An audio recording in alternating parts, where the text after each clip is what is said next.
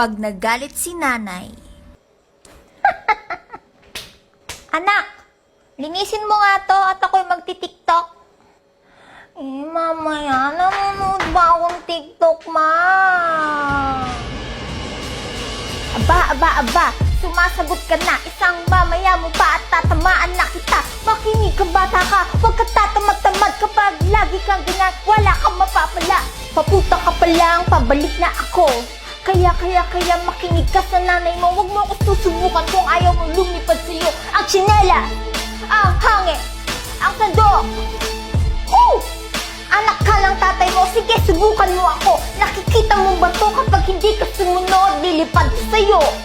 Mamaya ka ng mamaya ng mamaya ng mamaya ng mamaya ng mamaya ng mamaya ng mamaya ng mamaya ng mamaya ng mamaya ng mamaya ng mamaya. Nani's Rap, available on Spotify. Hi! Mama. Ma, ano? Birthday kasi nung kaibigan ko. Eh di happy birthday sa kanya. Hindi, pupunta sana ako sa bahay nila. 1 linggo. Saan ba yon? Sa Singapore kami, ma. Oh, sige. Hello, thank you, ma. Sige, sabihin ko na sa kanila, ha. Hello. Yes, I'm ready na. Singapore, I'm ready. Ano yan? Ha? Yan, yasot mo. Ba't ka nakaganyan? Saan ka na naman pupunta, ha? Ano sa pupunta? Nagpaalam na ako sa'yo, mama, kanina. Tulog ako nun eh. O ngayon, sige, gising na ako. Magpaalam ka na ulit. Yun eh. Birthday nga ng kaibigan ko sa Singapore. 1 linggo kami doon. Singapore! Sige na, pumayag ka na. Mahinihintay na nila ako. Sige na nga, ako na. Pumapayag na ako.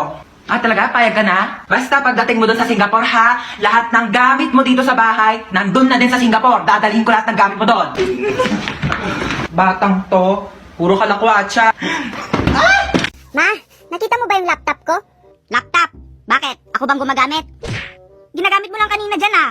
Oo nga, nandito kanina sa mesa. Wala naman na. Aba malay ko sa'yo, ikaw lang gumagamit niyan. Tignan mong mabuti dyan.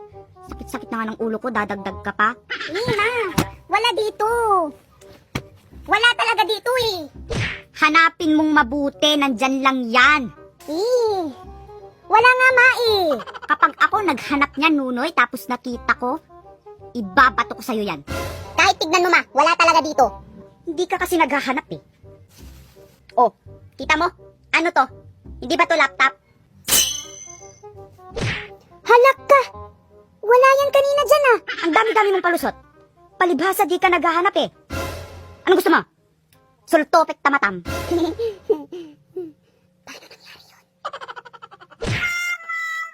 Oh, anak, anong ginagawa mo?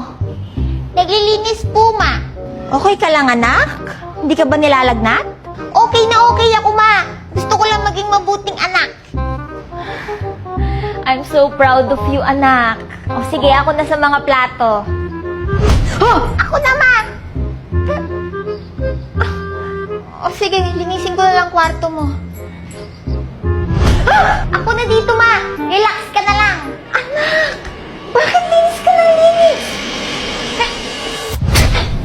Bakit nagsipag-sipag ko? Magpapaalam ba akong umalis? Hindi pwede!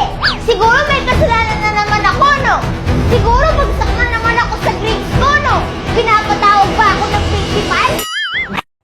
Uy, nak! Lika dito, bilis! Yehey! Andito na si mama! May pasalubong ka?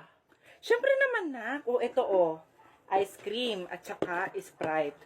Kainin mo na agad baka magising pa yung kapatid mo. Doon mo na kainin sa labas, baka makita pa ng kapatid mo to, magagalit yun. Itapon mo sa, sa malayo tong balat, ha? Thank you, ma. Sige, kakainin ko na, ha? Akala nyo, hindi ko kayo naririnig, ha? May pasalubong pa kami. Matadamot kami. Aray ko, ang sakit ng tiyan ko. Napadami na naman siguro ang kinain ko nito sa birthday yan. Natatain na ako.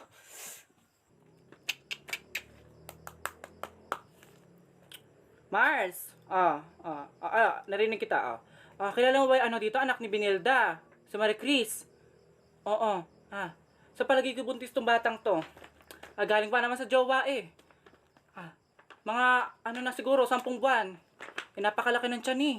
Kanina naman dito ipahawak-hawak humihilab na doon ang kanyang tiyan. Oo nga, Mars, napakalaki ng tiyan. Kami ingay ha, sa atin muna to. Bukas ko na ikikwento sa iba, ha? Sige Mars, ha? Okay, bye. Shit na yun. Aga-aga pa, 17 pa lang inipabuntis na.